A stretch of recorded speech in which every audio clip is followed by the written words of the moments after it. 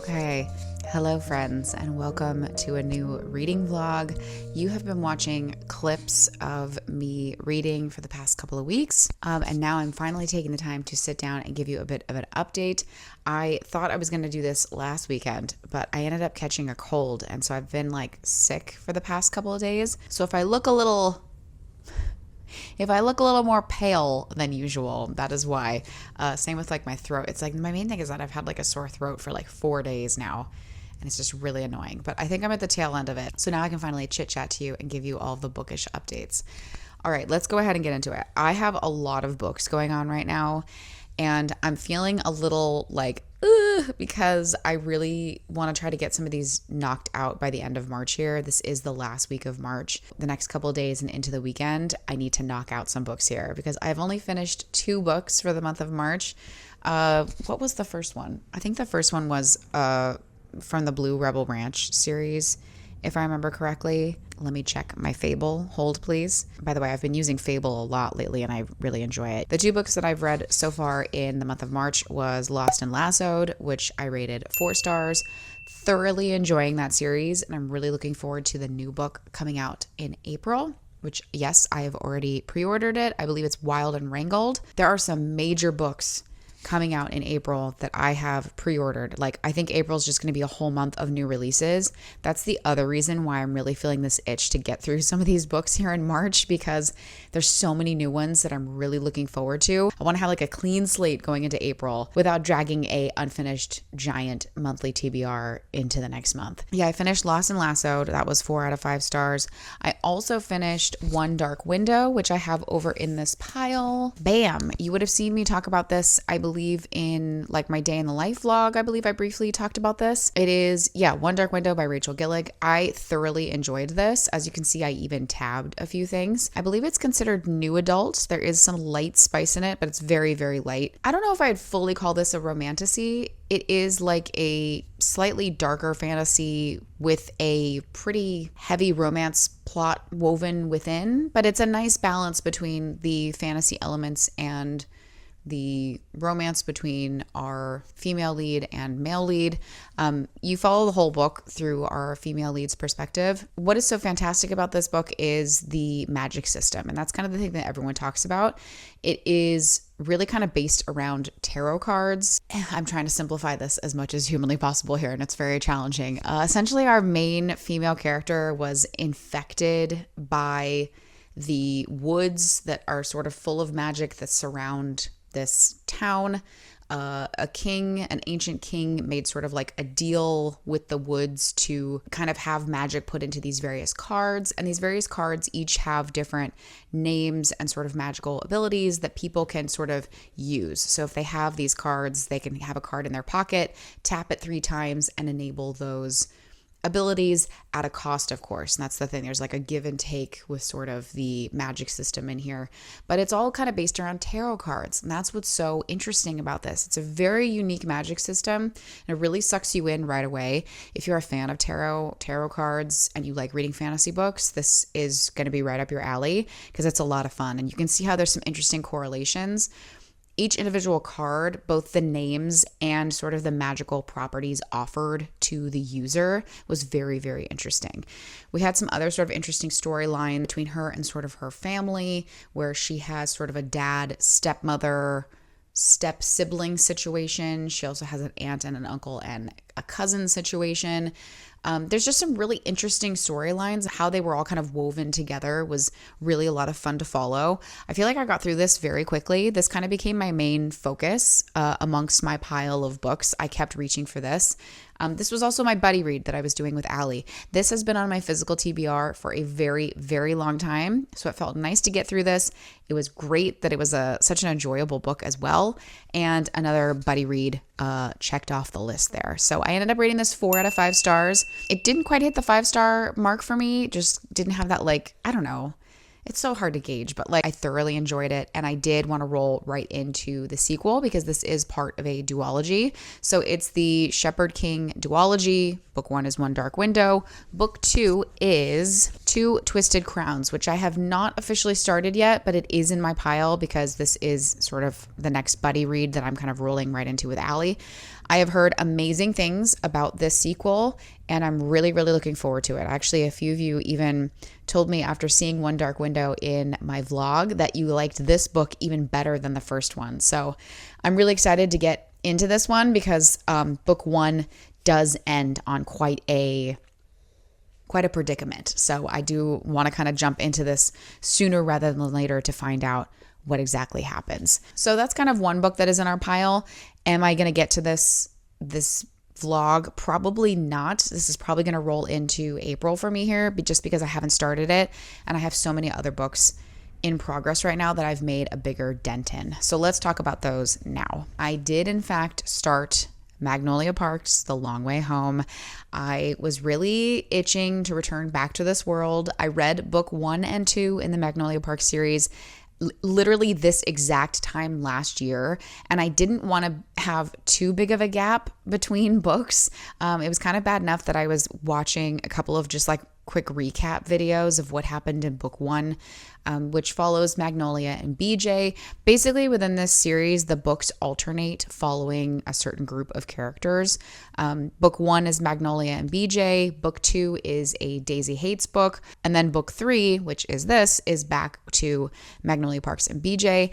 I will definitely refer you to my previous Magnolia Parks reading vlog about a lot of my feelings regarding this series, because obviously there's not a lot that I can really say about this book because it is the third in the series. But I will say it again. It is a classic potato chip kind of book. You know it's not that great, and you just keep sticking your hand in the bag and eating it anyways because it's just mindlessly entertaining. And there is something about Jessa Hastings' writing style that is unlike anything else that I have read. Like, she has her own flavor, her own style that is really quite beautiful. And obviously I am annotating it. I highlight things in this constantly because there's just certain scenes, certain moments where she describes something that is just like, dang, yeah, you nailed that. Like, that's exactly the vibe, or I have felt that exact same way. And wow, I've never seen it put into words in that sort of way. There's just something about her writing style, man, that just sucks you in, and it's very intoxicating. I hate to admit how much I really do enjoy these books. They are very mindless.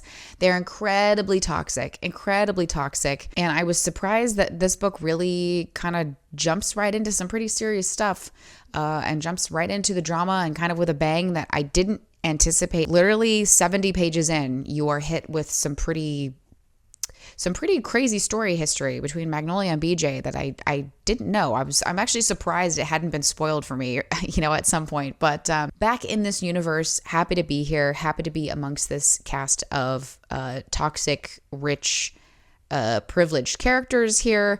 But I'm really thoroughly enjoying this. So currently I am approaching the halfway mark. I haven't spent too much time on this because I've been putting more time into the other book that I've been reading, which is The Favorites. This is a debut novel, I believe, from Lane Fargo. This was a book of the month pick, obviously, that I picked, I think 2 months ago, because it was getting a lot of buzz. A lot of people have been talking about this book and how kind of binge worthy it is, and how well written it is, and they kind of got sucked into like the drama of it all, as it does follow 2 ice dancers, and it's told a little bit through also like a documentary kind of style. So you're following sort of the main female character, her point of view, and then in between chapters there are sort of like interview style commentary that is straight out of a like documentary sort of thing about her life. So it's kind of interesting how it toggles kind of between that perspective with the documentary notes. The plot does move at a pretty quick pace. I will give it that. The chapters are really short, so things kind of move along very quickly. But I haven't found myself like particularly blown away by this book like so many people have. I know a number of the booktubers that I follow are saying that this is like their favorite book of the year. I just don't really have that feeling. I'm 70% in on this book, so I can really confidently say that I'm not quite fully understanding where the hype is behind this. I'm in the last 100 pages, so maybe something will blow my mind in the last 100 pages. I don't know. It's an enjoyable read, but even just kind of where I'm at right now, it's giving 3-star vibes a little bit for me. It's entertaining, but it's not mind-blowing. Maybe I'm missing something. I don't know. I just find the drama in quotations, the drama in this not to be particularly like shocking or binge worthy as so many people are sort of saying that it is. So I don't know. This is the one that I'm hoping to finish up next. Really just, I would love to get this book sort of off my plate. Last but not least, we have a new release from Elsie Silver. It is Wildside. This is part of the Rose Hill series, which has not been my favorite series from Elsie Silver. I have read the first 2 books. This is book 3 as part of an interconnected standalone. The first 2 books just have been okay for me. They weren't like crazy. But this is an interesting situation because I think our male main character has a very unique occupation. So I'm looking forward to see how this goes. I'm only 25 pages in, so I can't say much, but I will say it really dives right into a pretty serious situation with our female main character sort of tying up loose ends with a sister who unfortunately has passed away. And so she's kind of wrangling with that, her sister's sort of home, who the landlord of where the sister was living is our male main character. And that's kind of how it starts. I'm getting grumpy vibes from our male lead. I think there's going to be quite a bit of contention between the two of them. It's certainly setting up that way. And from what I've read so far, it has piqued my interest. I am also buddy reading this with Allie. So Allie and I have 2 buddy reads right now, which is Wildside and 2 Twisted Crowns. And she's already started 2 Twisted Crowns too. She's bouncing between these 2. So that's why I'm like, I need to get my butt in gear and get the favorites done so that I can kind of be bouncing between these 2 buddy reads as well. And again, we're rushing to try to get through some of these because of these banger books that I am banking on. That is an alliteration, my friends, for April. So this is kind of the main stack that we've got going on here. Again, will I finish 2 Twisted Crowns in this video? Probably not, but I would love to finish 2 books in this video if we can. That is going to be the goal. So there's the TBR. We shall see how it goes.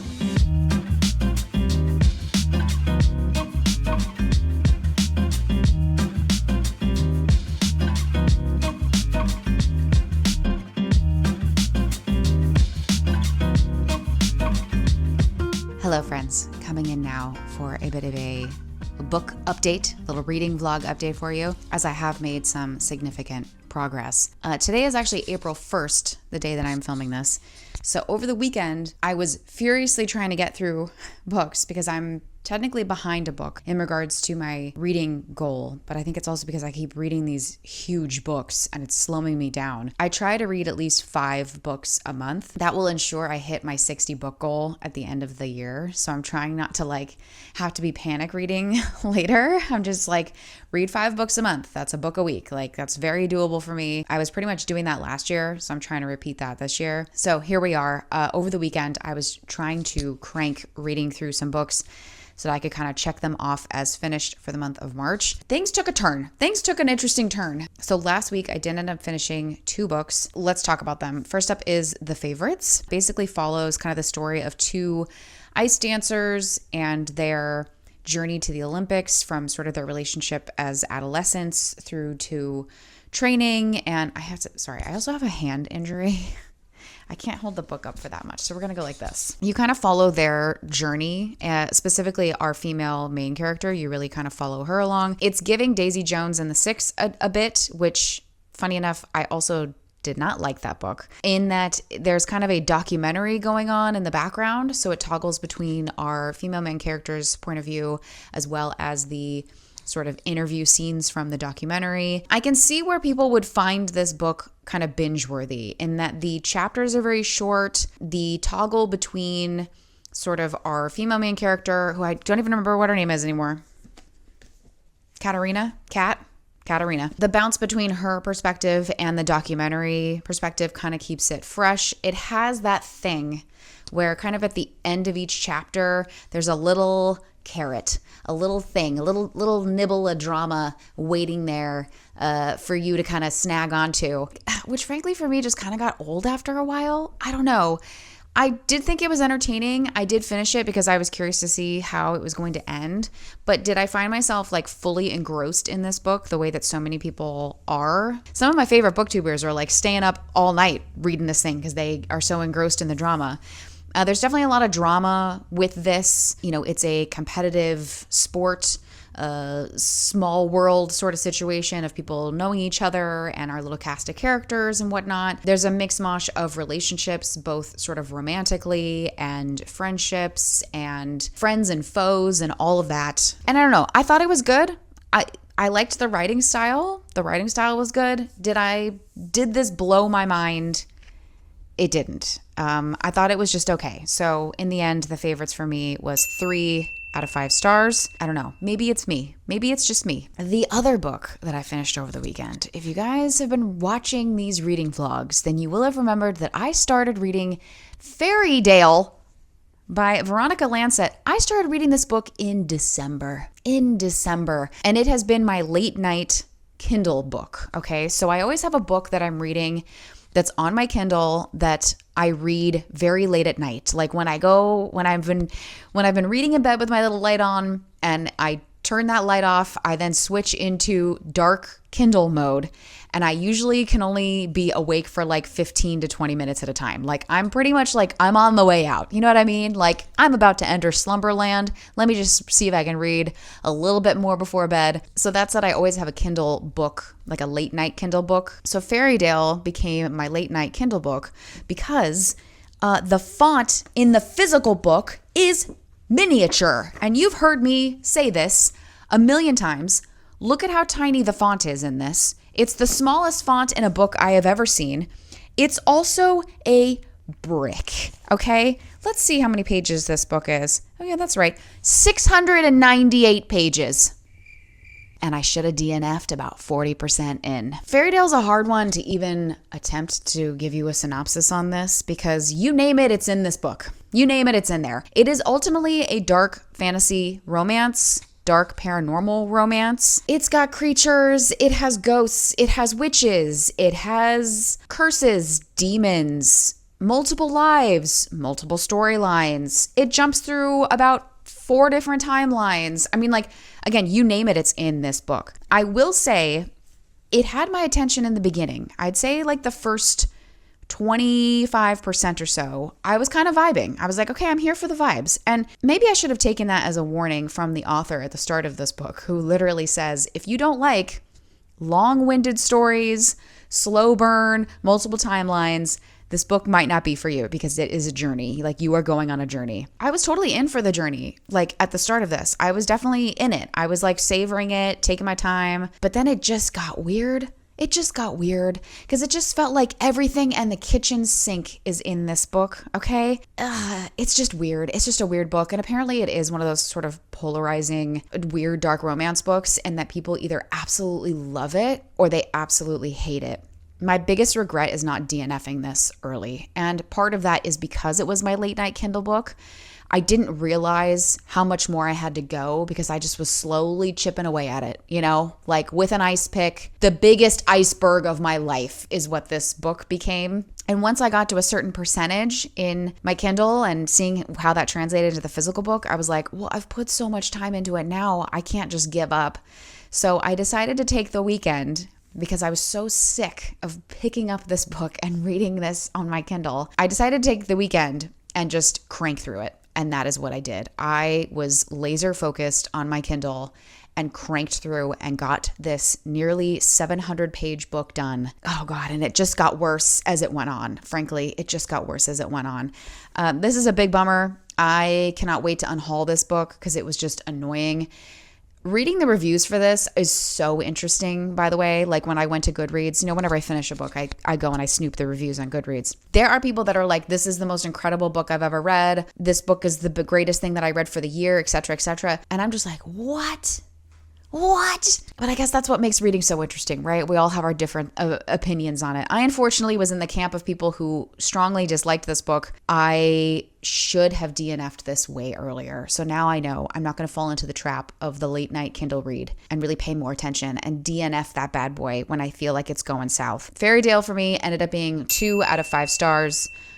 would not recommend. All right, so for the month of March, I ended up getting 4 books read. Technically like 1 book behind, but I was trying to finish Magnolia Park's The Long Way Home, which is kind of my main book that I am focusing on right now. Ow, my hand. This is sort of the main book that I'm focusing on right now, book 3 in the Magnolia Park series. I've already talked about this, so I'm not going to get into it again. I am just past the halfway point, still really enjoying it. So I'm going to try to turn my focus on this and then continue reading Wildside as well, because now bestie Allie, who I'm buddy reading this with, she already finished this. She was loving it. So I definitely want to get to this as well. But I think I want to turn all of my focus on Magnolia Parks and get this beast done. Because this was also on my 25 and 25 list. This is on a few of like my reading journaly things. So it would be really good to get this one checked off. I'm also just genuinely enjoying it. Like, I am eating the drama in this book with a spoon and having a grand old time. So yeah, I will continue to check in with you as I try to finish this. I would love to try to finish this in the next couple of days here.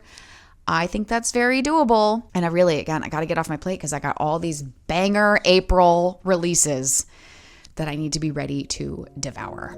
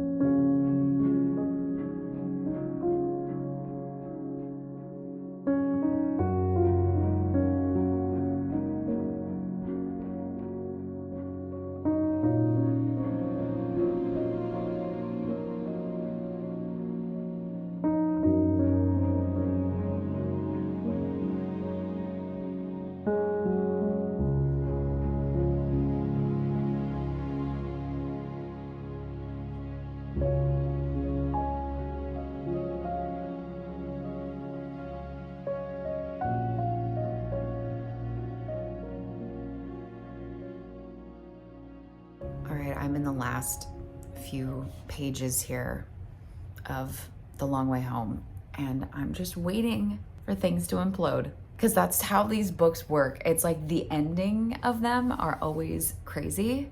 I'm scared. I need some coffee to prepare for the devastation that I think this book is about to deliver, and I'm a little scared. All right, here we go.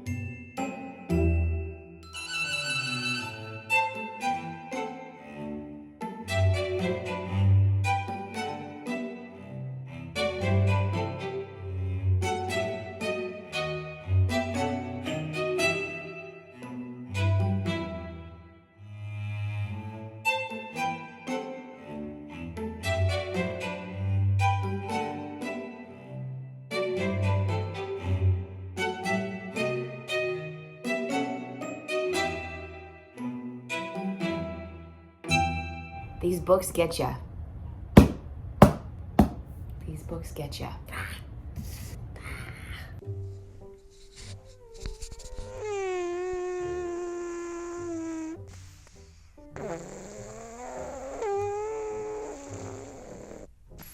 In case you wanted to know what having pugs is like.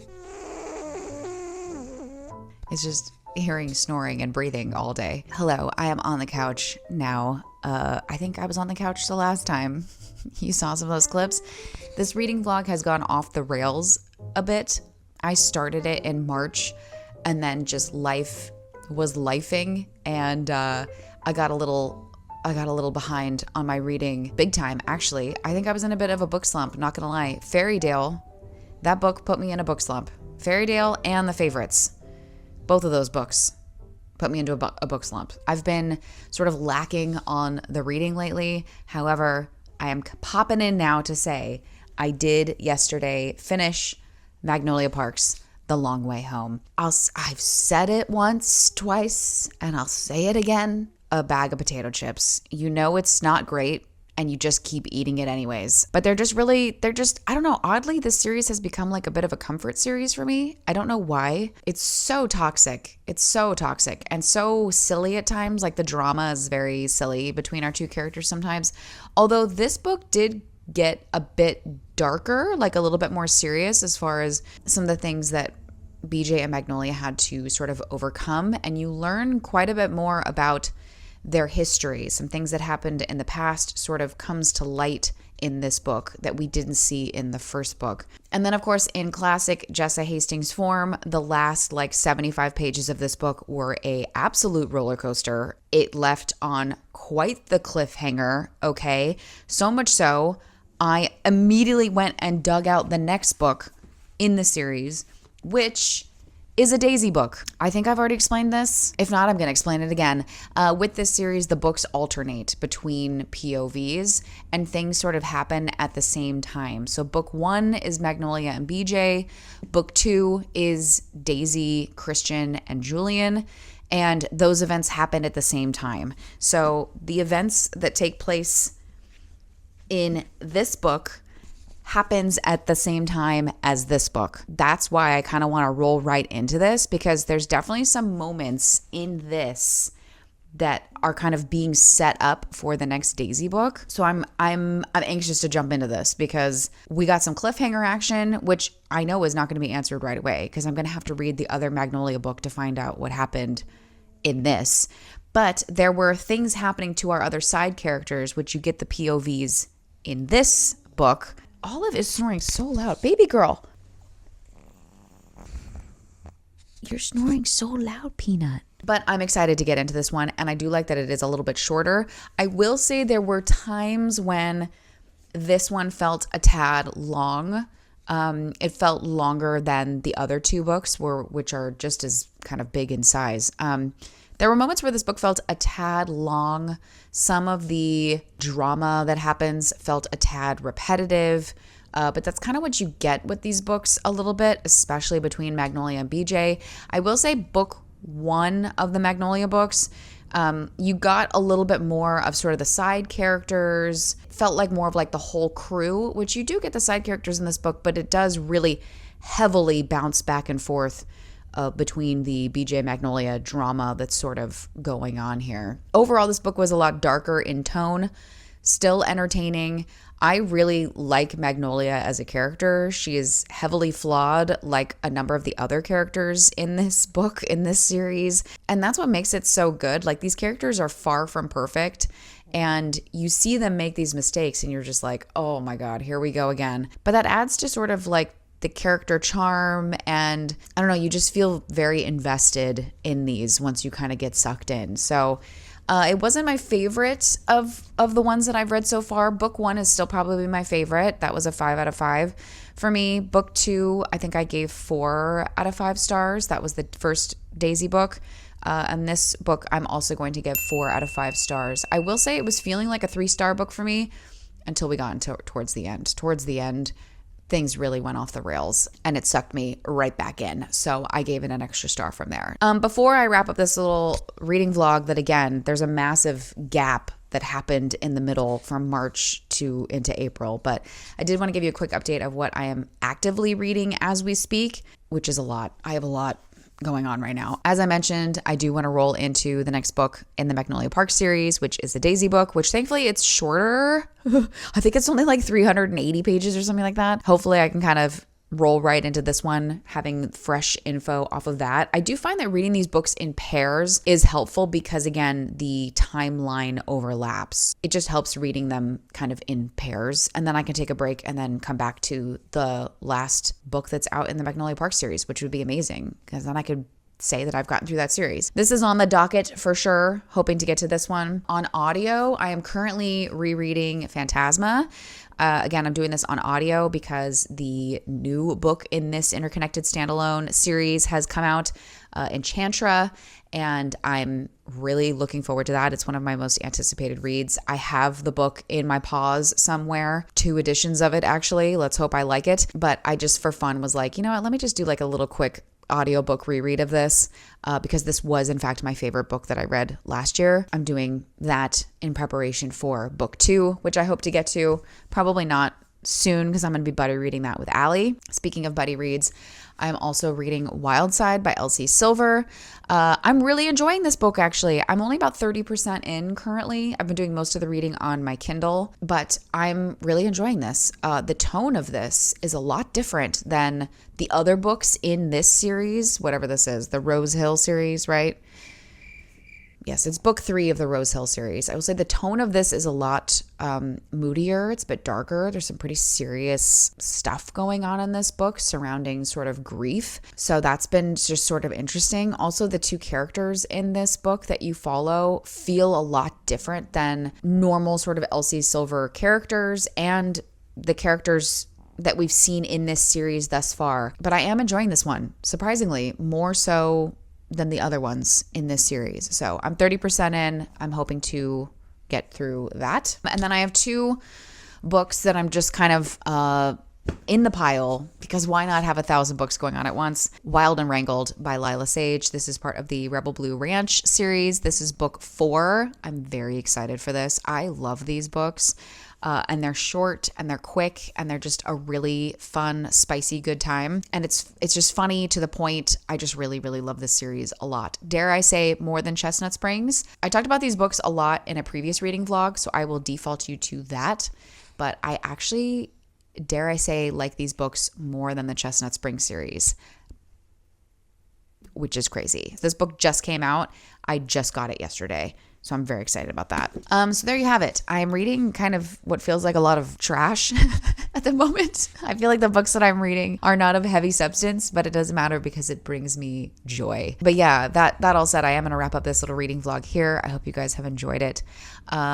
Let's see. What are we leaving down below? If you made it to the end of this video, why don't you leave a little boat emoji for me down below to symbolize the Long Way Home cover here that is absolutely beautiful. How did I hate these covers before? I don't understand, but I've learned. Leave a little boat emoji down below if you made it to the end of this video so I know you're a real one. Thank you so much for watching. Subscribe if you're new here. I put out 2 new videos every week. Like this video if you liked it, and I'll see you all in the next one. Bye.